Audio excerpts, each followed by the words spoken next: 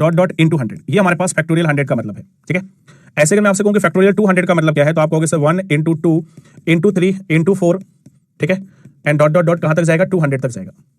अब सबसे पहले अगर मैं आपसे कहूं कि बताइए फैक्टोरियल 100 में, यानी कि इसमें शून्यों की संख्या क्या होगी, नंबर ऑफ जीरोस इसमें हमारे पास कितने आएंगे, और फिर मैं इसमें पूछूं कि बताइए नंबर ऑफ जीरोस कितने आएंगे, तो सबसे पहले आपको सेपरेटली नंबर ऑफ जीरोस बताने हैं दोनों के। ठीक है, तो दोनों में आपके नंबर ऑफ जीरोस देखो कैसे आएंगे वो समझ लीजिएगा। जैसे हमारे पास 100 है, तो आपको है कि 100 को 5 से डिवाइड करना है, तो 5 से डिवाइड करके कितना आएगा 20, फिर आपने 20 को डिवाइड किया कितने से, 5 से, तो हमारे पास यहाँ पे कितने आ गए 4, मतलब कुल कितने नंबर ऑफ जीरोस आ गए, तो आप कहोगे सर 24 जीरोस आएंगे हमारे पास यहाँ पर। ऐसे अगर मैं 200 की बात करूं तो 200 को 5 से भाग करो सबसे पहले, तो हमारे पास 5 चौको 20 यानी कितना आएगा 40, फिर 40 को आपने 5 से भाग किया तो 5 अट्ठे 40, ठीक है, फिर आपने 8 को भाग किया 5 से, तो कितनी बार, एक बार, तो 40 7 48 और ये कितना 49। तो यहाँ पर मेरे भाई हमारे पास जो नंबर ऑफ जीरोस आएंगे वो कितने आ जाएंगे 49। ठीक है, तो यहाँ पर हमारे पास 24 जीरो है और यहाँ पर हमारे पास कितना है 49 है। लेकिन उन्होंने हमसे क्या पूछा, उन्होंने हमसे पूछा कि बताइए नंबर ऑफ जीरोस की संख्या फैक्टोरियल 100 और प्लस फैक्टोरियल 200 में क्या होगी। ठीक है, इसमें उन्होंने हमसे नंबर ऑफ जीरोस पूछा है, तो इसका दिमाग आपको लगाना है पहले। ठीक है, और फिर आपको क्या करना है, आंसर करना है। इन दोनों के कंबाइंड पोजीशन के बाद, मतलब दोनों को जो हम ऐड करेंगे तो हमारे पास जीरो क्या होगा वो आपको बताना है। देखो मैं आपको पहले एक कांसेप्ट यहां पर सिखा रहा हूं और उस कांसेप्ट के बाद आप लोग मेरे को आंसर करना है इसका कि आंसर क्या बनेगा। जैसे एक वैल्यू हमारे पास 2400 है और एक वैल्यू हमारे पास 160 है। ऊपर वाली में कितने जीरो है, 2 जीरो, नीचे वाले में 1 जीरो है। जरा इन दोनों को ऐड करिएगा और बताइएगा ओवरऑल जीरो कितने आएंगे। ठीक है, जैसे हमारे पास ये वैल्यू लिखी है, इसमें हमारे पास 4 जीरो है, और ये हमारे पास वैल्यू लिखी है, इसमें हमारे पास कितने जीरो है, 3 जीरो है। इसको ऐड करिएगा और बताइएगा जरा कितने जीरो आएंगे। ठीक है, अगर मैं आपसे कहूं कि एक वैल्यू हमारे पास ये है, ठीक है, और इसमें हमें ऐड करना है एक वैल्यू को, ठीक है, इसको हमें ऐड करना है, जरा बताइए हमारे पास कितने जीरो आएंगे। तो देखो आपको ये कंसेप्ट अगर आपको समझ में आ जाएगा तो जो वहां पे मैंने चीज आपको वहां पे बताई है वो चीज आप बड़े आसानी से समझ जाओगे। ये मैं आपको यहाँ पे कंसेप्ट समझा रहा हूं, कंसेप्ट यहाँ पे क्लियर समझना। यहाँ पर हमारे पास कितना जीरो आएगा, 1 जीरो आएगा। आगे कुछ भी आए यहाँ पर आने वाला जीरो क्या होगा, 1 होगा। यहाँ पर देखो हमारे पास कितना जीरो आएगा, 1 जीरो 2 जीरो 3 जीरो। आगे कुछ भी आए हमारे पास यहाँ पे जीरो कितने आएंगे, मात्र 3 आएंगे। यहाँ पर देखो 0 0 0 0 और 0। आगे कुछ भी आए लेकिन जीरो हमारे पास कितने आएंगे, मात्र 5 आएंगे। तो देखो आप यहाँ पे क्या देख पा रहे हो, यहाँ पर हमारे पास कितने जीरो थे, 2 जीरो थे। यहाँ पर हमारे पास कितने जीरो थे, 1, तो ओवरऑल कितना आया, 1 जीरो आया। यहाँ पर हमारे पास कितने जीरो थे, 4, यहाँ पे कितने जीरो थे, 3, तो ओवरऑल कितने जीरो आए, 3 जीरो आए। यहाँ पर आप देखो हमारे पास कितने जीरो थे, 7 जीरो थे, और यहाँ पर हमारे पास कितने जीरो थे, 5, तो ओवरऑल कितने आए, 5 जीरो। तो यहाँ पर आपने देखा कि जब हम दो चीजों को ऐड करते हैं तो ओवरऑल हमारे पास नंबर ऑफ जीरोस कौन से आते हैं, मिनिमम वाले आते हैं। ठीक है, कौन से वाले हैं, मिनिमम वाले आते हैं। एडिशन करने पर जो जीरो आए वो कौन से आए, मिनिमम वाले। ठीक है, कौन से आए मेरे भाई, मिनिमम वाले। यहाँ पर भी आप देखो कौन से आए, मिनिमम वाले आए। तो जब हम दोनों को ऐड करते हैं तो हमारे पास एडिशन पे जो जीरो आते हैं वो कौन से आते हैं, मिनिमम वाले। अगर यहीं पर मैं मल्टीप्लाई करता, अगर मैं आपसे कहता मल्टीप्लाई क्या हो, तो आप देखो अगर इन दोनों का आप मल्टीप्लाई करोगे तो बेटा 3 जीरो आएंगे, 2 ये वाले और 1 ये वाले, यानी टोटल कितने हो जाएंगे, 3 जीरो। अगर मैं इन दोनों संख्याओं का मल्टीप्लाई करूंगा तो 4 और 3 7 जीरो आएंगे। अगर मैं इन दोनों का मल्टीप्लाई करूंगा तो 7 + 5 12 जीरो आएंगे। ठीक है, तो मल्टीप्लिकेशन का अलग है और एडिशन का सीन अलग है। तो आप जब इन दोनों को ऐड करेंगे तो नंबर ऑफ जीरोस कितने आएंगे, 24 आएंगे। कितने आएंगे मेरे भाई, 24। तो यहां पर हमारे पास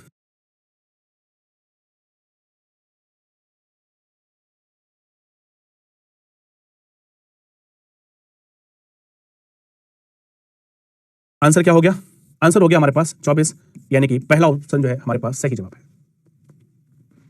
ठीक है, बताओ जल्दी से क्या कंसेप्ट क्लियर हो गया सभी को।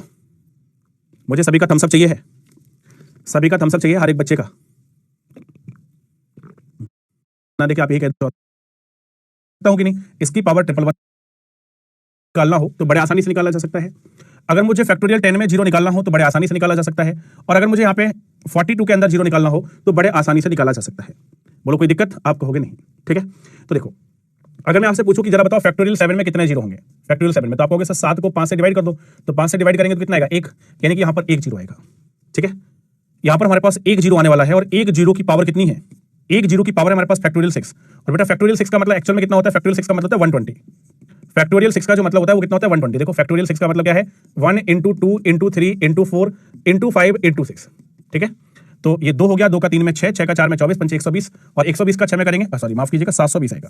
ठीक है, यहाँ पर जो वैल्यू आएगी वो कितनी आएगी, 720 आएगी। तो फैक्ट 1 की पावर 720। ठीक है, ध्यान रखना, ये मैं बात जीरो की बात कर रहा हूँ, ये मैं जीरो की बात कर रहा हूँ, ये नंबर ऑफ जीरोस हैं, उसकी पावर हमारे पास इतनी होगी। अगर मैं आपसे कहूँ कि फैक्टोरियल 10 के अंदर कितने जीरो आएंगे, तो देखो 5 से इसको भाग करोगे कितने, 2, तो मेरे भाई 2 की पावर यहाँ पे कितनी हो जाएगी, 120। ठीक है, यहाँ पे 2 जीरो आएंगे और 2 जीरो की पावर कितनी है, 120 है। ठीक है, ये बात समझ में आई, आप कहोगे हाँ।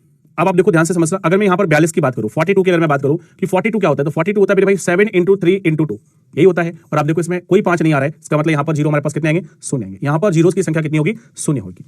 ठीक है, तो ये अलग अलग क्वेश्चन है और अलग अलग तरीके से आपको क्या करना है यहां पर समझना है। ठीक है, अब आप देखो जैसे यहां पर इन दोनों में अगर हम देखें तो 2 की पावर कितनी आ रही है, 111 आ रही है, और 5 की पावर कितनी आ रही है, 53 आ रही है। तो यहां से अगर मैं नंबर ऑफ जीरोस की बात करूं, यहां पर मैं नंबर ऑफ जीरोस की बात करूं तो कितने आ जाएंगे भाई, 53 आ जाएंगे, क्योंकि 2 और 5 की जो मिनिमम पावर होगी उसी से हमारे नंबर ऑफ जीरोस आते हैं। अब यहां से देखो हमारे पास नंबर ऑफ जीरोस कितने बनने वाले हैं, ध्यान से समझना, यहां पर नंबर ऑफ जीरोस कितने, तो आपको यहां पर ध्यान से क्या फोकस करना है, देखिए यहां से हमारे पास एक जीरो है, यहां पर एक जीरो है, एक जीरो की पावर कितना 720, देखो एक साथ समझना, जैसे हमारे पास 10 है, अगर मैं 10 की पावर कितना करूं 720 करूं, तो अब देखो यहां पे कितना जीरो, एक जीरो है, तो जब जो भी संख्या हमारे पास आएगी इसमें हमारे पास कितने जीरो आएंगे, यहां पर हमारे पास जो जीरो है वो कितनी बार आएंगे बेटा, जीरो आएंगे 720 बार, यानी कितने जीरो आएंगे इसमें 720 जीरो आएंगे, यानी कि ऐसे समझ लो कि अगर ऐसे कोई संख्या हमारे पास लिखी है तो इसमें नंबर ऑफ जीरोस कितने होंगे मेरे भाई, 720 होंगे। लेकिन अगर मैं ऐसी संख्या लिख दूं, ध्यान से समझना, अगर मैंने ऐसी संख्या लिख दी और इसकी पावर 720 लिख दी और फिर मैं इसमें पूछूं कि नंबर ऑफ जीरोस कितने होंगे, तो आप देखो एक्चुअल में इसको हम क्या लिख सकते हैं, एक्चुअल में हम इसको लिख सकते हैं पावर कितनी है 720 है, ठीक है, और इसको 10 की पावर कितनी हो जाएगी 1440 हो जाएगी, यानी कि इसमें नंबर ऑफ जीरोस हमारे पास कितने आएंगे 1440 आएंगे, मतलब जस्ट डबल हो जाएंगे। अगर डबल जीरो है तो इस जो पावर लगी उसका नंबर ऑफ जीरोस क्या हो जाएगा, डबल हो जाएगा। तो आप यहां पे देखना, इसमें हमारे पास कितने आएंगे 720 आएंगे, यहां पर नंबर ऑफ जीरोस हमारे पास 720 आएंगे, लेकिन इसमें क्या आएंगे डबल आएंगे, क्योंकि 2 जीरो है और दो जीरो की पावर कितनी है 120, मतलब यहां पे हमारे पास जीरोस कितने आएंगे 140 आएंगे। तो टोटल हमारे पास यहां से जो जीरो है वो कितने हो जाएंगे, तो आपको 860 हो जाएंगे, और यहां पे तो हमारे पास शून्य ही है। अब देखो अभी मैंने आपको पिछले क्वेश्चन में सिखाया कि यहां पर हमारे पास नंबर ऑफ जीरोस 53 है और यहां पे नंबर ऑफ जीरोस 860 है, मतलब एक संख्या ऐसी है जिसके अंदर हमारे पास ऐसे ऐसे करके अगर आप चले जाओगे तो 860 जीरो आ रहे हैं। ठीक है, कुछ लोग समझ नहीं पाए थे पिछली बार, फिर से समझना। और एक संख्या हमारे पास ऐसी है जिसमें ऐसे ऐसे ऐसे करके केवल कितनी बार जीरो आ रहे हैं, 53 टाइम्स जीरो आ रहे हैं। ठीक है, तो आप जब ओवरऑल इन दोनों वैल्यूज को ऐड करोगे तो जो हमारे पास ओवरऑल संख्या आएगी, मैंने कहा उसमें केवल हमारे पास कहां तक जीरो आएगा, 53 तक ही जीरो आएगा, क्योंकि 53 के बाद जीरो आना क्या हो जाएगा, समाप्त हो जाएगा। जो मिनिमम नंबर होता है उतने तक ही जीरो आते हैं। तो अगर मैं इसमें ओवरऑल जीरो की बात करूं, ओवरऑल हमारे पास जीरो कितना आएगा, तो ओवरऑल जीरो आएगा हमारे पास 53, ओवरऑल जीरो कितना आएगा 53 आएगा, और 53 मेरे भाई कहां पे दिया है, ऑप्शन नंबर बी में, ये हमारा क्या है, करेक्ट आंसर है। ठीक है, हाँ ये 240 करना था बेटा, ये 140 हो गया, इसको करेक्ट कर लीजिएगा। 120 का डबल होगा तो 240 होगा, और जब ये 240 होगा तो ये 960 आएगा। ठीक है, इसको करेक्ट कर लेना प्लीज सारे लोग। ये 120 का डबल करना था तो 240 आने थे, वो 140 लिख गया। 120 का डबल जब हम करेंगे तो कितना आएगा, 240 आएगा। ठीक है,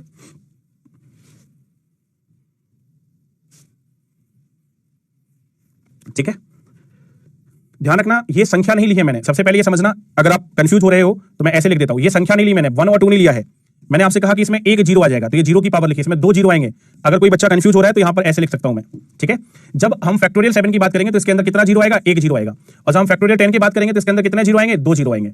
तो ये संख्या नहीं लिखी थी, एक्चुअल में वो जीरोस की संख्या लिखी थी। कोई भी बच्चा का कंफ्यूज हो रहा है तो वो ऐसे लिख सकता है, यहां पर जीरो है और जीरो की पावर 720 है, तो ओवरऑल हमारे पास जो जीरो यहां पे है वो कितने आएंगे, 720 आएंगे। लेकिन यहां पे 2 जीरो है और 2 जीरो की पावर 120 है, तो यहां पर हमारे पास जस्ट डबल जीरो आएंगे, मतलब कितने आएंगे, 240 आएंगे। तो ओवरऑल कितने हो जाएंगे, 960 जीरो हो जाएंगे। यहां से हमारे पास 53 जीरो है, यहां से 960 है, दोनों वैल्यूज को हमें ऐड करना था, यहां से तो हमारे पास क्या है, शून्य है। ठीक है, मतलब यहां से एक भी जीरो नहीं आएगा, यहां का मतलब क्या है, इसका मतलब नील, एक भी जीरो नहीं है यहां से। ठीक है, इसका मतलब क्या है, एक भी जीरो नहीं है।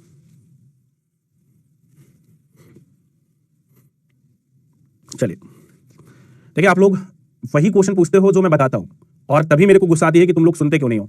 अभी भी एक बच्चा पूछ रहा है कि सर ये पावर ये जो 720 जीरो है ये कैसे आ गए। देख मेरे भाई, उल्टा लटक, एक बार उल्टा लटक, और कम से कम 4-5 घंटे लटके रहना। एक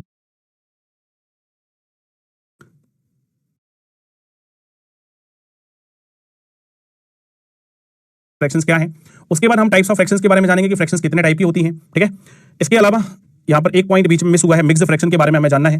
ठीक है, इसके बाद हमारा जो कारवां है वो आगे बढ़ेगा किसके बारे में, मिक्स्ड फ्रैक्शन के बारे में। ठीक है, जब हम टाइप्स ऑफ फ्रैक्शन जान लेंगे उसके बाद फिर हम मिक्स्ड फ्रैक्शन के बारे में पढ़ेंगे, और मिक्स्ड फ्रैक्शन से रिलेटेड जो क्वेश्चंस हमारे पास परीक्षा में पूछे जाते हैं उन क्वेश्चंस को हम लोग करेंगे।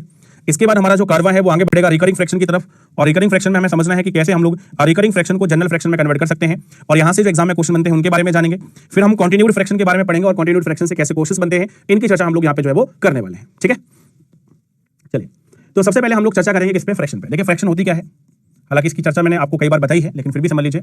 अगर हमारे पास कभी भी कोई वैल्यू P अपॉन Q के फॉर्म में हो, ठीक है, क्या हो, P अपॉन Q के फॉर्म में हो, where Q is not equal to 0, जहां पे Q क्या हो, 0 के बराबर ना हो, तो ऐसे किसी भी फॉर्मेट को क्या बोला जाता है, ऐसे किसी भी फॉर्मेट को हम फ्रैक्शन कहते हैं। अगर इस शक्ल की कोई वैल्यू हमारे पास हो तो वो क्या कहलाएगी, where Q is not equal to 0 and P and Q are integer.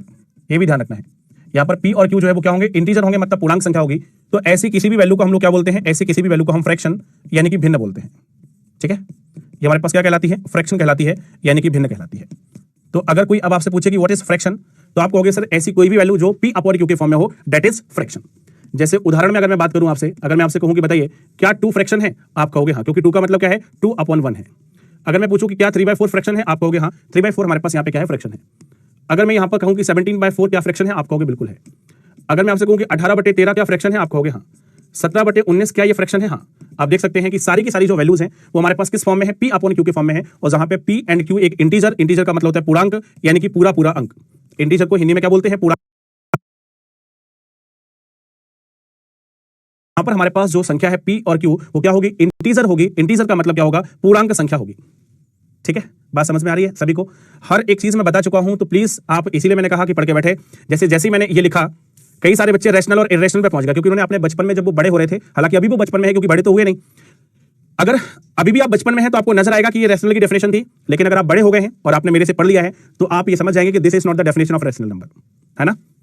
अगर आप छोटे हो, मतलब अगर आप वही 5वीं कक्षा में पढ़ रहे हो, 6वीं कक्षा में, 7वीं कक्षा में, 8वीं कक्षा में, अगर आपकी स्टडी अभी 5th 6th 7th 8th class की चल रही है, तो आप कहोगे sir this is the definition of rational number.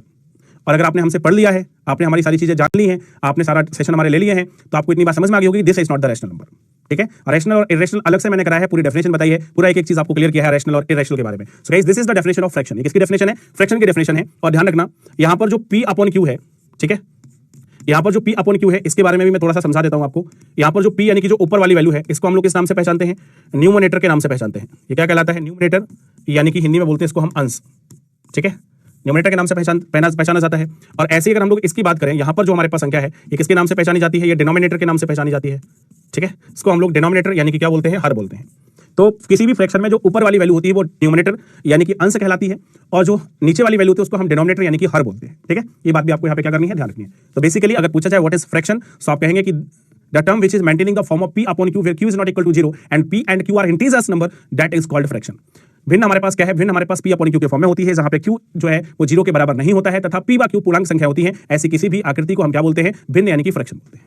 ठीक है, मैंने आपको एग्जांपल बताया कि जितने भी हमारे पास काउंटिंग नंबर्स हैं, क्या वो फ्रैक्शंस हैं, 2 फ्रैक्शन है, हाँ है, 3 फ्रैक्शन है, हाँ है, 4 फ्रैक्शन है, बिल्कुल है, 5 फ्रैक्शन है, बिल्कुल है, क्योंकि 5 का मतलब है 5/1, 4 का मतलब है 4/1, 2 का मतलब है 2/1। तो जितने भी नंबर्स आपने पढ़े थे, चाहे वो नेचुरल नंबर हो, चाहे होल नंबर्स हो, चाहे हमारे पास प्राइम नंबर्स हो, इंटीजर्स हो, ठीक है, इसके अलावा हमारे पास को प्राइम नंबर्स, को प्राइम की बात करूं मैं, कंपोजिट नंबर्स हो, हर एक चीज जिसके बारे में हमने वहां पे जाना था, वो सारे के सारे जो है वो रैशनल के अंदर आते हैं। और आपको याद होगा, मैंने आपको एक स्ट्रक्चर भी बना के दिया था, अगर आप उस स्ट्रक्चर को देखोगे तो आपको सारी चीजें 1 बाय 1 क्या होती जाएंगी, क्लियर होती जाएंगी। ठीक है, अब हम लोग यहाँ पे टाइप्स ऑफ फ्रैक्शन की बात करते हैं। तो देखिए, फ्रैक्शन अलग अलग टाइप की होती हैं, और इसमें हमारे पास क्या आता है, एक तो आती है प्रॉपर फ्रैक्शन, दूसरी आती है मिक्स्ड फ्रैक्शन, तीसरी आती है रिकरिंग फ्रैक्शन, और चौथी आती है हमारे पास क्या, कंटिन्यूड फ्रैक्शन। 3-4 फ्रैक्शन के बारे में हम लोग पढ़ने वाले हैं। ठीक है, ये 2 बार लिख गया क्या,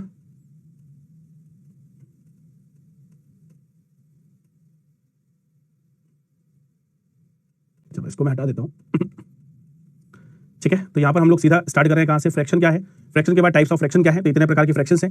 अब 1 बाय 1 हम लोग एक एक फ्रैक्शन को पहले तो क्या करने वाले हैं, जानने वाले हैं। ठीक है, सबसे पहले हम लोग मेरे भाई यहां पे बात करेंगे proper fraction and improper fraction की, कि प्रॉपर फ्रैक्शन और इम्प्रॉपर फ्रैक्शन जो है हमारे पास वो क्या होती है, इसके बारे में हम लोग सबसे पहले समझ लेते हैं एक बार। ठीक है, प्रॉपर एंड इम्प्रॉपर फ्रैक्शन।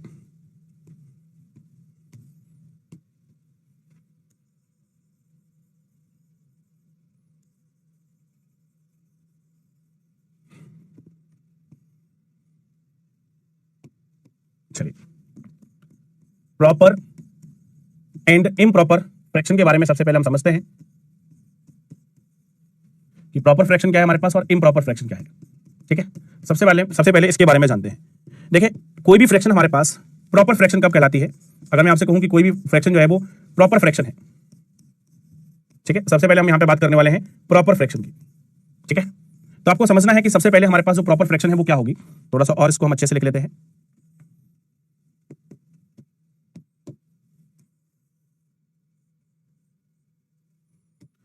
ठीक है, प्रॉपर और इम्प्रॉपर दोनों को हम लोग समझने वाले हैं, बहुत अच्छे से समझिएगा आप।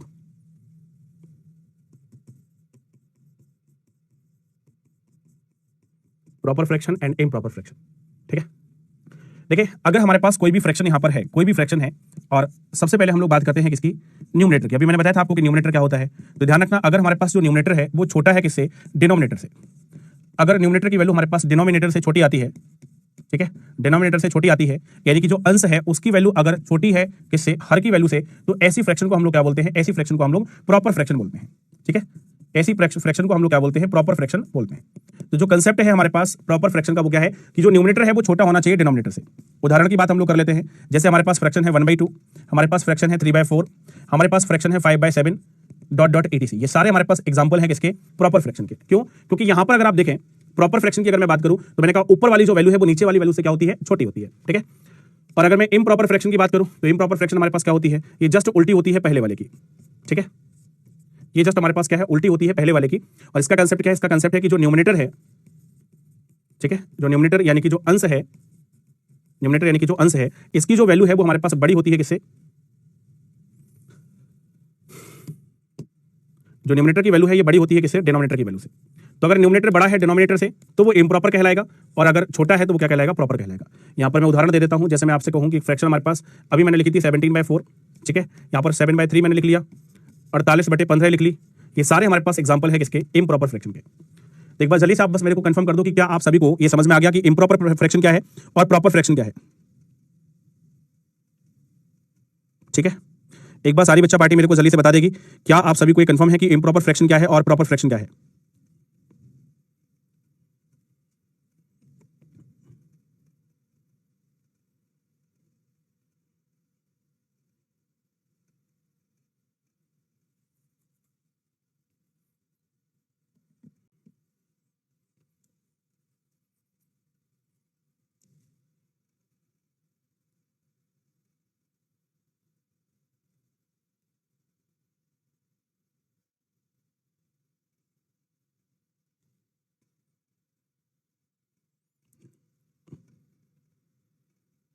ठीक है, चलो कुछ लोग प्रॉपर फ्रैक्शन की हिंदी जानना चाहते हैं, चलो हिंदी भी बता देता हूं, वैसे जरूरत नहीं थी इसकी हिंदी की।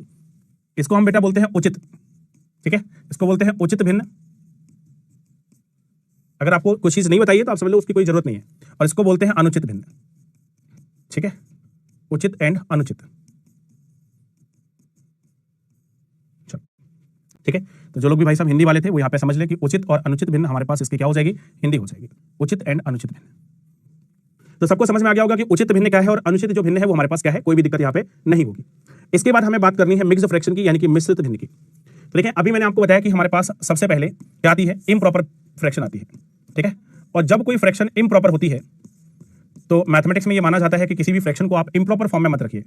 ठीक है, तो इम्प्रॉपर फ्रैक्शन को जब हम चेंज करते हैं, इम्प्रॉपर फ्रैक्शन को जब हम कन्वर्ट करते हैं, तो इम्प्रॉपर फ्रैक्शन यानी कि अनुचित भिन्न को कन्वर्ट करने पर हमें जो फ्रैक्शन प्राप्त होती है उस फ्रैक्शन को हम मिक्स्ड फ्रैक्शन बोलते हैं। ठीक है, क्यों बोला जाता है मिक्स्ड फ्रैक्शन, इसके बारे में भी मैं आपको बताने वाला हूं, और क्या होती है वो भी आपको समझ में आ जाएगा। मिक्स्ड फ्रैक्शन यानी कि मिश्रित भिन्न। ठीक है, मिश्रित भिन्न, और इम्प्रॉपर मतलब अनुचित भिन्न। तो एक एग्जांपल लेते हैं और उसी एग्जांपल से हम लोग क्या करते हैं, समझने का प्रयास करते हैं। ठीक है, सारी चीजें आपको समझाने का प्रयास करते हैं। जैसे अभी मैंने यहां पर उदाहरण हम लोग लिखते हैं, अभी मैंने एक फ्रैक्शन लिखी थी 17/4। ठीक है, तो देखिए आप जब इसको सॉल्व करोगे, तो मैंने बताया था आपको कि देखिए जैसे 4 से आपको डिवाइड करना है कितने को, 17 को, तो कितनी बार जाएगा, 4 बार। शेष हमारे पास कितना बचेगा, यानी कि जो रिमाइंडर है वो 1 बचेगा। तो मैंने आपको ये बात सिखाई थी कि देखिए जो हमारे पास कोसेंट है वो हम यहाँ पे लिखते हैं, कोसेंट हमारे पास लिख गया। ठीक है, जो रिमाइंडर आता है वो हम ऊपर लिखते हैं, हमने रिमाइंडर लिख दिया, और अपॉन में हम वही लिखते हैं जो है। जैसे ये अपॉन में था तो इसी को हमने अपॉन में लिख दिया। ठीक है, ये मैंने आपको बताया था, मैं इसको हटा देता हूं क्योंकि आप समझ गए। अब थोड़ा सा हम डायरेक्ट लिखेंगे। जैसे अगर मैं आपसे यहाँ पे कहूँ कि एक वैल्यू हमारे पास 17/3, तो हमारे पास इम्प्रॉपर फ्रैक्शन है, जब आप इसको सॉल्व करोगे तो हमारे पास देखो 3 से 17 को डिवाइड करो, 5 बार जाएगा। जितनी बार गया वो यहाँ पे लिखेंगे, और बचा कितना, 2 बचा, तो यहाँ पर आ जाएगा, और जिससे भाग कर रहे हैं वो यहाँ पर ही रहेगा। तो देखिए ये जो फ्रैक्शन हमारे पास है, ये जो फ्रैक्शन है, ये जो आपको यहाँ पे नजर आ रही है, ये, और इसको आप सॉल्व करिए। इसको सॉल्व करने पर हमारे पास कितना आएगा, इसको सॉल्व करने पर आएगा 17/4, और इसको जब आप सॉल्व करेंगे तब भी वैल्यू आएगी 17/4। दोनों को सॉल्व करना आपको आता है, कोई दिक्कत नहीं। यानी कि दोनों की आने वाली जो वैल्यू है वो हमारे पास क्या है, बराबर बराबर है। और अगर दोनों की आने वाली वैल्यू बराबर बराबर है तो एक बात हम लोग यहां पर 100% कह सकते हैं कि इसका मतलब इसको ऐसे लिखा जा सकता है। ठीक है, तो यहां पर दोनों चीजें चलेंगी, मतलब ऐसी अगर वैल्यू दी होगी तो हम उसको ऐसा लिख सकते हैं, ऐसे कन्वर्ट कर सकते हैं, और अगर कोई वैल्यू ऐसी होगी तो हम उसको ऐसे भी कन्वर्ट कर सकते हैं, डिपेंड ऑन कि हमारी जरूरत क्या है। जैसी हमारी जरूरत होगी उसके अकॉर्डिंग यहां से हम ऐसे कन्वर्ट कर सकते हैं और यहां से ऐसे भी कन्वर्ट कर सकते हैं। अब एक क्वेश्चन आपके मन में होगा कि इसको मिक्स्ड फ्रैक्शन क्यों बोला जाता है। तो आप देखो, अगर आप गौर से देखोगे तो ये जो फ्रैक्शन आपको नजर आ रही है, ये मेरे भाई कैसी वैल्यू है, तो आप कहोगे सर ये नॉन डेसिमल वैल्यू है। ये कैसी वैल्यू है, नॉन डेसिमल, यानी कि बिना दशमलव की। ये जो वैल्यू है वो बिना दशमलव वाली है, ये बिना दशमलव वाली है। ठीक है। और अगर आप इस वैल्यू को देखेंगे, ये जो वैल्यू आपको यहां पे नजर आ रही है, तो ये हमारे पास क्या है, ये डेसिमल वाली है, ये डेसिमल वैल्यू है, ठीक है। तो जो हमारे पास मिक्स्ड फ्रैक्शन है वो दो तरीके की भिन्नों से मिलकर बनी है। जो मिश्रित 4+3/4 लिख सकते हैं कि नहीं? आप कहोगे सर बिल्कुल लिख सकते हैं। ऐसी जो दूसरी वाली फ्रैक्शन है इसको हम लिख सकते हैं 5+1/4। अभी मैंने ये बातें आपको सिखाई हैं। माइनस यहां पर हम लिख सकते हैं 2+1/2, ऐसे लिख सकते हैं। आप कहोगे हाँ। अब अगले स्टेप में देखो, ये तो पहला स्टेप था। अगले स्टेप में हम क्या कर रहे हैं, जितनी भी नॉन डेसिमल वैल्यूज हैं सबको एक साथ लिख रहे हैं। तो यहां पर तो प्लस का 4 है, यहां पर हमारे पास प्लस का 5 है, लेकिन वहां पर माइनस का क्या आएगा, 2 आएगा। तो ये मैंने एक साथ लिख ली। ध्यान रखना, इसके बाद साइन हमेशा प्लस का लगाना है। जब आप सारी की सारी नॉन डेसिमल वैल्यू एक साथ लिख लोगे तो हमेशा प्लस का साइन आएगा, चाहे कुछ भी हो। अब जितनी भी डेसिमल वाली वैल्यू है, डेसिमल वाली वैल्यू कौन कौन सी है, 3/4 है, 1/4 है और माइनस का 1/2 है। तो जितनी भी डेसिमल वाली वैल्यू थी वो हमने क्या कर ली, एक साथ लिख ली। सारी नॉन डेसिमल एक साथ और सारी की सारी जो डेसिमल वाली थी वो एक साथ हम लोगों ने क्या कर ली, यहां पर लिख ली। अब आप देखो अगले स्टेप में हमारे पास क्या रहेगा, यहां पर जरा गौर से देखिएगा। तो 5 और 4 कितना, 9, 9 में से 2 जाएगा मेरे भाई, कितना बचेगा, 7 बचेगा। कितना बचेगा, 7। इसको सॉल्व करो तो देखो नीचे तो एक जैसा है, तो 3 + 1 कितना हो गया, 4, 4/4। 4/4 का मतलब कितना हो गया, 1, और 1 से आधा घटा दो तो मेरे भाई कितना बचेगा, आधा बचेगा। कितना बचेगा, आधा बचेगा, ठीक है। और इस वैल्यू को अगर आप देखें तो ओवरऑल इस वैल्यू को हम क्या लिख सकते हैं, 7 सही 1/2 लिख सकते हैं। और ये हमारे पास क्या है, करेक्ट आंसर है। और आप देखो कहां पर ये नजर आ रहा है, तो ये नजर आ रहा है हमारे पास ऑप्शन नंबर सी में। कहां पे नजर आ रहा है, ऑप्शन नंबर सी में, ठीक है। मैंने एक्स्ट्रा स्टेप लिखे हैं, अगर आप सीधा समझेंगे तो अभी डायरेक्ट आपको समझ में आएगा कि हमें डायरेक्टली कैसे करना है। ये मैंने एक एक स्टेप आपको बताते हुए लिखा है। क्या सभी को समझ में आ गया? अगर आप इसको डायरेक्ट कैलकुलेट नहीं कर पाते हो तो जैसे एलसीएम लेके कैलकुलेट करते हो वैसे आप एलसीएम लेके कैलकुलेट कर सकते हो, कोई दिक्कत नहीं है, ठीक है। चलिए अब इस क्वेश्चन से हम लोग डायरेक्ट करेंगे। वहां पर मैंने आपको डिटेल में बता दिया, तो देखो डायरेक्ट कैसे करना है। आप सीधा समझो कि जब भी मिक्स्ड फ्रैक्शन का क्वेश्चन आएगा, आपका डायरेक्ट काम क्या होगा कि जितनी भी नॉन डेसिमल वैल्यूज हैं, जितनी भी नॉन डेसिमल वैल्यूज हैं सबको एक साथ सॉल्व कर लो। तो 11 + 12, 11 में जब आप 12 जोड़ोगे तो मेरे भाई कितना आएगा, 23 आएगा। और 23 में से आपको 7 घटाना है तो कितना बचेगा, 16 बचेगा। 23 में से 60 घटा देंगे तो कितना बचेगा, 16, एक बार में। फिर मैंने कहा कि जब आप नॉन डेसिमल वैल्यू सॉल्व कर लो तो हमेशा साइन क्या आना है, प्लस का आना है। हमेशा साइन किसका आना है, प्लस का आना है, ये फिक्स रखिएगा। अब आप देखो यहां से हमारे पास कितना है, 1/8 है, यहां से हमारे पास 3/8 है, और यहां से हमारे पास 1/4 है, ठीक है। अब आप यहां पर समझना, देखो ये 3 और ये कितना हो जाएगा, 4, तो 4/8 कितना हो जाएगा, 4/8 हो जाएगा। यहां पर आप देखो 16, और या फिर आप चाहो तो एक बार में आप पूरा एलसीएम ले सकते हो। तो एलसीएम हमारे पास कितना आ जाएगा, 8 आ जाएगा। तो यहाँ पे देखो 1, यहाँ पर 3, तो यहाँ पे 4 दूना 8 यानी कितना बनेगा, 2 बनेगा। तो 3 और 1 4, 4 में से 2 जाएगा 2, और 2 में से 8 को डिवाइड करोगे तो मेरे भाई 2 से 8 को डिवाइड करोगे तो कितना आएगा, 1/4 आएगा। कितना आएगा, 1/4। इसका मतलब है 16 सही 1/4। और आप देखो 16 सही 1/4 आपको कहां पे नजर आ रहा है, 16 सही 1/4, 16 सही 1/4 सी में कहां नजर आ रहा है? तुम लोगों का आंसर बी आ रहा है। बी कहां से आ रहा है बेटा? इसमें तो 16 सही 1/2 है, कहीं मैंने गड़बड़ तो नहीं किया? रुको चेक कर लेता हूं मैं। 3 1 4, 4/8, 4/8 है। 3 1 4, 4 में से 2 जाएगा, 2 बचेगा। 16 सही 1/4 आएगा, इसका मतलब ये 4 होना चाहिए यहाँ पर, है ना। 16 सही 1/4 ही आएगा मेरे भाई, 16 सही 1/4, ठीक है। क्योंकि इसका आंसर कितने लोग कर पाते हैं, समय सीमा मैंने शुरू कर दी, यानी कि पोल दिया है आपको, ठीक है। चलो इस क्वेश्चन को बनाओ जल्दी से और बताओ क्या बनेगा आंसर।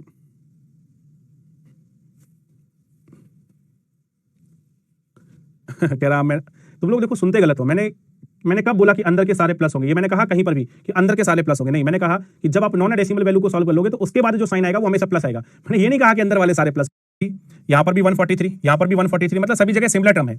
और 1 2 3 और कहां तक आ रहा है, 6 बार आ रहा है। इसका मतलब हमें 143 को 6 बार जोड़ना है। तो या तो आप 143 को 6 बार लिख दो, या फिर सीधा सीधा समझ लो कि 6 का क्या कर दो, गुणा कर दो। अगर हम 143 में 6 का गुणा कर देंगे इसका मतलब 143 6 बार जुड़ गया। इसके बाद मैंने कहा हमेशा साइन क्या लगाना है, प्लस का लगाना है, ठीक है। इसके बाद मैंने कहा हमेशा साइन क्या लगाना है, प्लस का। मैंने ये नहीं कहा कि अंदर वाले सारे प्लस होंगे, ध्यान से समझिएगा, ठीक है। तो अब हमारे पास यहां पर वैल्यू कितनी हो जाएगी बेटा, 1/7।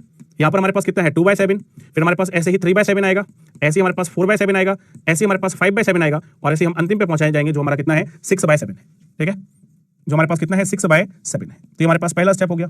अब आप देखो जब इसका आप गुणा करोगे तो 6 का 3 में कितना आएगा, 18, हासिल होगी 1। 6 का 4 में 24 और 1 कितना, 25, हासिल कितनी होगी, 2। 6 कम 6 और 2 कितना, 8। तो ये हमारे पास 858 हो गया।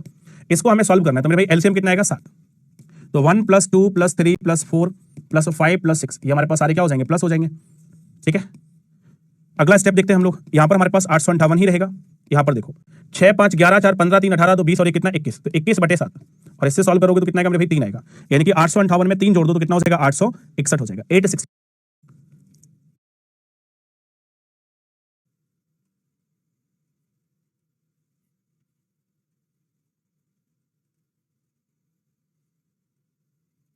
देखिए अगर अभी तक की सारी चीजें आपको आती होंगी तो आपका आंसर तुरंत आ जाएगा, ठीक है।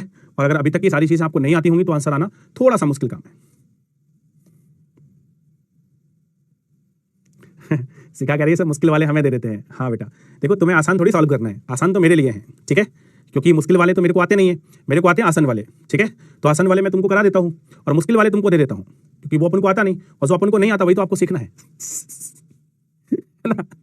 ठीक है बेटा, आसान मुश्किल कुछ नहीं होता, ये तुम्हारे मन का भ्रम है केवल, और कुछ नहीं है, ठीक है। देखो इस क्वेश्चन को देखो, सबसे पहले आप देखो केवल यहां पर मिक्स्ड फ्रैक्शन नजर आ रही है, केवल यहां पर मिक्स्ड फ्रैक्शन है, बाकी कोई कहीं पर मिक्स्ड फ्रैक्शन नहीं है। तो इसको तोड़ दो सबसे पहले, तो इसको हम क्या लिख सकते हैं 997 प्लस में हमारे पास ये 998 हो जाएगा और अपन में हमारे पास क्या आ जाएगा 999, ऐसा लिख सकते हैं। और ध्यान रखना हमें यहाँ पे तुरंत ब्रैकेट लगाना पड़ेगा अपने आप से, उसका कारण क्या है, क्योंकि जो 999 है उसका मल्टीप्लाई इस पूरी संख्या में है, ठीक है। 999 का मल्टीप्लाई पूरी संख्या में है, तो अगर हम ये ब्रैकेट नहीं लगाएंगे तो इसका अर्थ बदल जाएगा, इसलिए ब्रैकेट लगाना क्या है बहुत जरूरी है। और प्लस में हमारे पास 1998 लिखा हुआ है, वो तो ऐसे लिखा रहेगा, ठीक है। चलो अब आप इसको समझिएगा, अगले स्टेप में हम लोग इसको समझते हैं। देखिए सबसे पहले 999 का मल्टीप्लाई होगा इसमें, और इसकी मैंने सीधी सीधी ट्रिक बताई थी। देखो ये 3 कम है और ये 1 कम है, ये 3 कम है तो सबसे पहले से 1 कम कर लो, 1 कम करेंगे तो यहाँ पे कितना जाएगा 998, ठीक है। ये 3 कम है, ये 1 कम है, तो 3 का 1 में गुणा होगा तो बेटा 3 ही आएगा, और 3 अंकों पे रखना है तो कितना हो जाएगा 0। 997 का 999 में गुणा हो चुका है, तरीका आपको बताया था मैंने कैलकुलेशन टेक्निक्स में, ये लिखा हुआ है। अब आप देखो 999 का इसमें गुणा करो दूसरे वाले में, तो 999 से 999 कैंसिल, केवल हमारे पास क्या बचेगा 998 बचेगा, और यहाँ पर कितना है, यहाँ पर है 1998।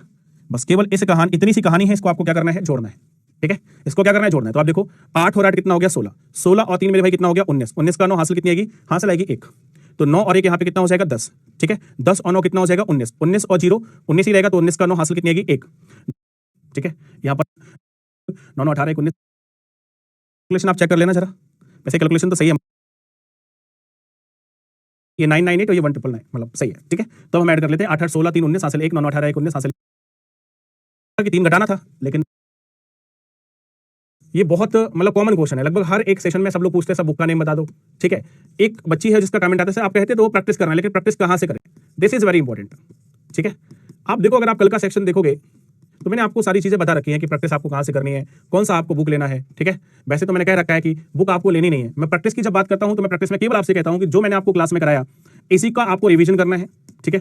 प्रैक्टिस में मैंने कहा क्लास नोट्स का रिवीजन है, क्लास नोट्स का रिवीजन, ठीक है, क्लास नोट्स का रिवीजन है।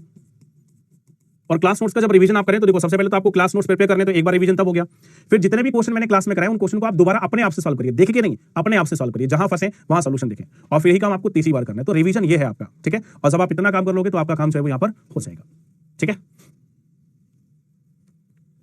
बात समझ में आ गई है। अगर तुम कंसेप्ट के लिए होते इतना डेडिकेटेड, अगर तुम जो है वो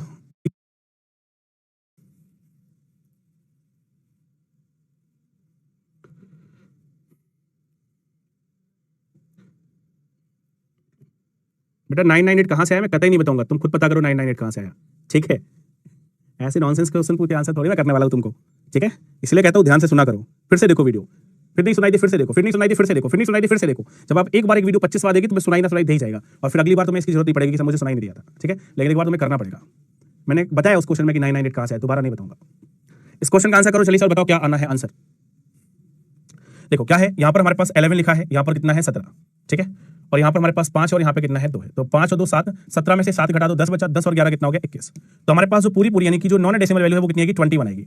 इसके बाद मैंने कहा हमेशा प्लस का साइन लगाना है, और जितनी भी नॉन डेसिमल वैल्यूज हैं उनको एक साथ सॉल्व करना है। तो आप देखो 2 है, यहाँ पर 4 है, यहाँ पर 5 है और यहाँ पे 10 है, इन सभी का अगर आप एलसीएम निकालोगे तो कितना आएगा 20 आएगा। एक बार में सॉल्व करो, 2 का 4 का 5 का और 10 का एलसीएम कितना आएगा 20 आएगा। 2 से डिवाइड करोगे 10 बार जाएगा, और जितनी बार भाग जाए उसको ऊपर गुणा कर दो तो 10 का 1 में गुणा 10 आएगा। 4 से 5 बार और 5 का 3 में गुणा करोगे तो कितना आएगा 15। 5 से भाग करोगे तो कितनी बार जाएगा बेटा 4 बार, ठीक है 4 बार, और 4 का 1 में गुणा करोगे तो कितना आएगा 4। जो साइन है वही साइन लिख देना है, फिर आपको फिर टेंशन नहीं लेनी है। 10 से कितनी बार जाएगा 2 बार, और 2 का 1 में गुणा होगा तो कितना आएगा 2 आएगा। तो देखिए ये आपका क्या था, यहाँ पे पहला स्टेप था। अब हमें दूसरे स्टेप पे आगे बढ़ना है, तो 21 तो हमारे पास ऐसा ही रहेगा। यहाँ पे देखो 10 और 15 कितना हो गया बेटा 25, और 25 में से हमें 6 घटाना है, तो 25 में से 6 घटाओगे तो कितना बचेगा 19 बटेगा, यानी कि 19/20 हो जाएगा। कितना हो जाएगा 19/20। तो इसको आप क्या लिख सकते हो, इसको आप लिख सकते हो 21 सही 19/20, अगर इस फॉर्म में आंसर दिया है तब। लेकिन आप देखो आंसर्स जो है वो क्या इस फॉर्म में दे रखे हैं, नहीं दे रखे हैं, तो आपको इसको क्या करना है नॉर्मली सॉल्व करना है। सॉल्व करोगे तो 20 का 21 में गुणा होगा तो कितना आएगा 420 आएगा, 420 और प्लस में 19 और बटे में कितना आएगा 20। तो अगर हम इसको सॉल्व करें तो कितना हो जाएगा 439 और अपॉन में कितना है 20। तो 439 अपॉन में 20 हमारा करेक्ट आंसर है, और ये कहां पे दिया गया है ऑप्शन नंबर बी में। तो कई बार हमें अपना सॉल्यूशन वैसे करना पड़ता है जैसा आंसर ऑप्शन में दिया होता है, ठीक है। बेटा एलसीएम एक ऐसी संख्या होती है जो दी गई संख्याओं से पूर्णतः विभाजित होती है, तो आपको ऐसी संख्या सोचनी है जो जिसका जिसमें 2 का भी भाग चला जाए, जिसमें 4 का भी भाग चला जाए, 5 का भी चला जाए और 10 का भी भाग चला जाए। ऐसी संख्या आप तभी सोच पाएंगे जब आपको टेबल आती होगी। मैंने कहा एलसीएम वो संख्या है जो दी गई संख्याओं से पूर्णतः विभाजित होती है, सो कंप्लीटली डिविजिबल होता है किससे, गिवन नंबर से। तो सोचो ऐसी संख्या जिसमें 2 का भी भाग चला जाए, 4 का भी चला जाए, 5 का भी चला जाए और 10 का भी चला जाए। ऐसी सबसे छोटी संख्या क्या है, 20 है, इसलिए एलसीएम हमारे पास क्या है, 20 है। ठीक है, तो जो लोग कह रहे थे कि एलसीएम सर 20 कैसे लिया, उनको मुझे उम्मीद है कि समझ में आ गया होगा। ऑप्शन नंबर बी, लगभग 62% लोगों ने यहाँ पे सही जवाब दिया है। ठीक है, 62% लोगों ने। टॉप 5 पर है अनुष्का, गौतम, अभिषेक, आशीष और प्रशांत। ठीक है, ये हमारे टॉप 5 कैंडिडेट है। चलो, आप कोई पोल नहीं चलेगा, आप जल्दी से आप देखो, ये बड़ा प्यारा सा क्वेश्चन है, इसको आप लोगों को करना है और देखना है कि क्या बनेगा आंसर। तो देखो, थोड़ा सा बस आपको दिमाग लगाना है। यहाँ पर अगर आप देखोगे तो हमारे पास क्या है, एक सीरीज देखो, तो 1 है, प्लस का 4 है, प्लस का हमारे पास 7 है, प्लस का हमारे पास 10 है और इस तरीके से चल रही है और कहां तक, 20 टर्म्स तक है।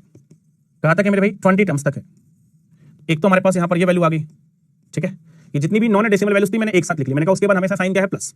और इसके बाद अगर आप गौर से देखोगे तो जितनी भी हमारे पास नॉन डेसिमल मतलब डेसिमल वाली वैल्यूज हैं वो हम एक साथ लिखेंगे, 1/2, 1/6। ठीक है, यहाँ पर आएगा हमारे पास 1/12 और मेरे भाई ये कहां तक चलने वाली है, 20 टर्म्स तक चलने वाली है, 20 टर्म्स तक। ठीक है, ये पहला स्टेप, मुझे पूरी उम्मीद है कि समझ में आ गया होगा। ये मेंस का क्वेश्चन है। ठीक है, अगर आप देखोगे तो ये सीजीएल मेंस में पूछा गया क्वेश्चन है फ्रैक्शन से। ठीक है, सीजीएल मेंस में पूछा गया क्वेश्चन है और इसको आपको देखो करना कैसे, थोड़ा सा दिमाग लगाना है। अभी तक क्या था, अभी तक हमें पूरी संख्याएं दी होती थी, जैसे यहां से लेकर अगर यहां तक का क्वेश्चन होता, केवल यहां से लेकर यहां तक, तो बड़े आसानी से आप सॉल्व कर लेते। दिक्कत कहां है मेरे भाई, दिक्कत है कि जो प्लस के बाद अप टू 20 टर्म्स लिखा है, इससे हमें कसते। तो आप देखो, आपको मैंने इसको सॉल्व करना सिखाया है, इसको सॉल्व करना सिखाया है और ये हमारे पास एक तरीके से अर्थमेटिक प्रोग्रेशन है, एपी है। और हम सभी जानते हैं कि एपी में जो सम होता है वो क्या होता है, n/2 2a plus n-1 into T, यही तो होता है। तो इस मामले को हम लगा देते हैं, तो यहाँ पे इसका टोटल आ जाएगा। देखो टोटल टर्म्स कितने हैं, 20 है, 20 का आधा बेटा कितना आएगा, 10 आएगा। ठीक है, अब यहाँ पे देखो 2a का मतलब पहले पद का दोगुना, तो पहले पद का दोगुना कितना हो जाएगा 2। n की वैल्यू कितनी है 20, 20 में से एक जाएगा, कितना बचेगा 19। और d मतलब प्रत्येक पद का अंतर कितना चल रहा है बेटा, 3 का चल रहा है। ठीक है, तो ये तो हमारे पास इसका टोटल हो गया। जो यहां से लेकर यहां तक का टोटल है वो हमने यहाँ पे क्या कर लिया, निकाल लिया। अब आप देखो यहाँ पे इस वैल्यू को क्या मैं ऐसे लिख सकता हूं, 1 × 2 प्लस 2 × 3 प्लस 3 × 4। बताइए कैसा लिखा जा सकता है, आप कहोगे हाँ। तो अब आपको यहाँ पे दिमाग लगाना है कि अगर ऐसा लिख सकते हो तो हमारा अंतिम पद क्या बनेगा। देखिए पहले पद में हमारे पास क्या आ रहा है, 1 आ रहा है, दूसरे पद में 2 आ रहा है, तीसरे पद में क्या आ रहा है, 3 आ रहा है। तो 20वें पद में कंफर्म है कि इनिशियल में कितना आएगा, 20 आएगा, लेकिन उससे आगे हमारे पास ये बनेगा। बोलो क्या आपको ये बात सभी को समझ में आई या नहीं आई। सबसे जरूरी थी इस बात को समझना। देखिए पहले पद में क्या है, इनिशियल में 1 है, दूसरे पद में इनिशियल में 2 है, तीसरे वाले पद में इनिशियल में 3 है। तो 20 में जो पद होगा उसके पहले में क्या होगा, 20 होगा और अगला टर्म क्या आएगा 21। तो ये हमारे पास 20वां पद हो गया। अब बस आपको यहां पर दिमाग लगाना है। देखो ये कितना होगा, 19 का 3 में 57, 57 का मैं 2 गुना करेंगे, सॉरी 57 में 2 जोड़ेंगे तो 59 और 59 का 10 गुना करेंगे तो 590। तो वैल्यू तो हमारे पास होगी कितनी, 590। अब आप देखो ये जो वैल्यू है, इस वैल्यू को मैं ऐसे लिख सकता हूं कि नहीं समझना। अभी मैं इस तरीके के क्वेश्चन, अभी फ्रैक्शन में इस तरीके के क्वेश्चन आप आगे करने वाले हो, ये जो यहां पर बन रहा है इस तरीके के क्वेश्चन आप करने वाले हो अभी। ठीक है, यहां पर हमारे पास क्या बनेगा, देखो इसको हम लिख सकते हैं 1/1 माइनस 1/2। पहला वाला टर्म ऐसे लिखा जा सकता है, ऐसे ही दूसरा वाला टर्म ऐसे लिखा जा सकता है 1/2 माइनस 1/3। ठीक है, ऐसे ही जो तीसरा वाला टर्म है इसको 1/3 माइनस 1/4 लिख सकते हैं।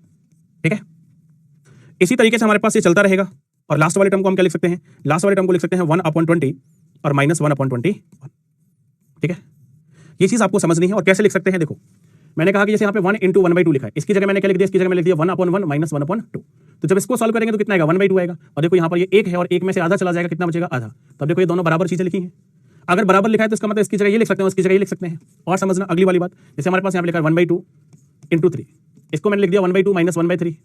ठीक है, तो ये हमारे पास कितना है, 1/6 आया। इसको सॉल्व करो, 3 यहाँ पे जाएगा, 2 यहाँ पर, मतलब 1 बचेगा, 3 का 2 में गुणा करो 6। ये देखो, तो ये चीज आपको यहाँ पे समझनी है और जो बच्चा ये बात समझ पाएगा वही ये समझ पाएगा कि मैं इस क्वेश्चन को कैसे आपको कराने वाला हूँ। और अब आप गौर से देखिएगा, अब आप गौर से देखिएगा इसको, ये हमारे पास 1/2 है, इससे कैंसिल हो जाएगा, ये 1/3 है, इससे कैंसिल हो जाएगा, ये 1/4 ऐसे कैंसिल होता रहेगा। तो अब देखो क्या हो रहा है, नेगेटिव अगले पॉजिटिव से कैंसिल हो रहा है, नेगेटिव अगले पॉजिटिव से कैंसिल हो रहा है। मतलब ये वाला जो पॉजिटिव है वो इससे पहले वाले नेगेटिव से कैंसिल हो चुका होगा, ये वाला नेगेटिव अगले पॉजिटिव से कैंसिल होगा, लेकिन आगे तो कुछ है ही नहीं। तो बस अब हमारे पास क्या बचा, अब हमारे पास कहानी केवल इतनी बची कि यहाँ पर हमारे पास क्या है बेटा, 590 है, यहाँ पर हमारे पास क्या है, 590 है। और यहाँ पे देखो, यहाँ पर हमारे पास क्या बचा, यहाँ पर बचा 1/1 और वहां से बचा 1/। ठीक है, तो 21 यहाँ पे जाएगा और 1 वहां पे, तो कितना बचेगा, 21 में से 1 चला जाएगा तो 20/21, यानी कि अगले स्टेप में मिलेगा 590 प्लस 20/21। ठीक है, अब देखो आंसर कैसे लिख रखा है, आंसर उन्होंने अलग तरीके से लिख रखा है। तो आपको क्या करना पड़ेगा, पूरा मल्टीप्लाई करना पड़ेगा और जोड़ के लिखना पड़ेगा। ठीक है, क्या करना पड़ेगा, मल्टीप्लाई करना पड़ेगा और जोड़ के लिखना पड़ेगा, बस इतना ही आपका काम है। ठीक है, तो कर लीजिए जल्दी से, बताइए 590 का 21 में गुणा करना है। ठीक है, 590 का क्या करना है, 21 में गुणा करना है और जो भी वैल्यू आएगी उसमें क्या करना है, 20 जोड़ देना है। अगर आप थोड़ा सा दिमाग लगाओगे, थोड़ा सा दिमाग लगाओगे तो आप देखो कैसे हो जाएगा। यहाँ पे इकाई का अंक 1 है, यहाँ पे 0 है, तो 1 का 0 में गुणा करोगे तो 0 आएगा और जीरो में जब जीरो जुड़ेगा तो इकाई का अंक जीरो आएगा, और इकाई का अंक जीरो केवल किस ऑप्शन में आ रहा है? पहले ऑप्शन में आ रहा है, बाकी किसी ऑप्शन में आ नहीं रहा, तो बाकी सारे ऑप्शन क्या हो जाएंगे? कैंसिल। तो आपको पूरा भी सॉल्व नहीं करना पड़ेगा, बाकी आप चाहो तो पूरा सॉल्व कर सकते हो। 12,410 और बटे में कितना? 21, ये हमारे पास करेक्ट आंसर बन जाएगा। ठीक है, तो केवल यूनिट डिजिट से आप क्वेश्चन को क्या कर सकते हो? सॉल्व कर सकते हो। बड़ा प्यारा, बड़ा जबरदस्त, बहुत शानदार क्वेश्चन है। ठीक है, मिक्स द फ्रैक्शन का, और कहां पे? सीजीएल मेंस में पूछा गया क्वेश्चन है। ठीक है, अच्छा दिक्कत तुम लोगों के पास साथ पता क्या रहती है? जैसे अब मैंने ये करा दिया, मैंने आपको बताया कि मैं सबसे शॉर्टेस्ट मेथड में ही आपको कराता हूं। अब अगर मैं आपको इसको एक बार बेसिक से कराता और फिर मैं ये मेथड बताता तो आपको ये बहुत शॉर्ट लगता, आपको लगता ओ वाह सर क्या बात है, मजा आ गया। लेकिन मेरे को समय वेस्ट करना ही नहीं था, मैं सीधा आपको वही करा लूं जैसा आपको एग्जाम में करना है। तो आप देखो ये अभी क्या है, इसमें थोड़ा सा टाइम लगा है क्योंकि ये पहली बार किया। अब आप देखो अभी आगे हम ऐसी फ्रैक्शंस आपको कराएंगे, तो जब आप इसको करोगे इसको, तो इसके बाद आपके पास सीधा इस स्टेप में आंसर आने के चांसेस होंगे। 2 स्टेप में आपका क्या आ जाएगा? आंसर आ जाएगा। ठीक है, चलिए अब हमें लोग बात करनी है रिकरिंग फ्रैक्शन की। ठीक है, यहां पर हमने मिक्स्ड फ्रैक्शन से रिलेटेड सारी बातें कंप्लीट कर ली हैं। अगला हमारा टास्क है रिकरिंग फ्रैक्शन, और रिकरिंग फ्रैक्शन होती क्या है ये तो आप सभी जानते हैं। तो फिर रिकरिंग फ्रैक्शन में हमें सीखना क्या है? रिकरिंग फ्रैक्शन में मेनली हमें सीखना है how to change a recurring fraction, how to change a recurring fraction, how to change a recurring fraction into general fraction. ठीक है, तो यहां पर हमारा टास्क यही है कि कैसे हम लोग रिकरिंग फ्रैक्शन को जनरल फ्रैक्शन में बदल सकते हैं। ठीक है, दिस इज आवर टास्क। हमारे पास यहां पे टास्क है और इसको मैं आपको कंप्लीट करा रहा हूं। इस टास्क को कंप्लीट करना बहुत आसान है। 2 केस हमारे पास यहां पर बनने वाले हैं, दोनों केस पर हम लोग चर्चा करेंगे।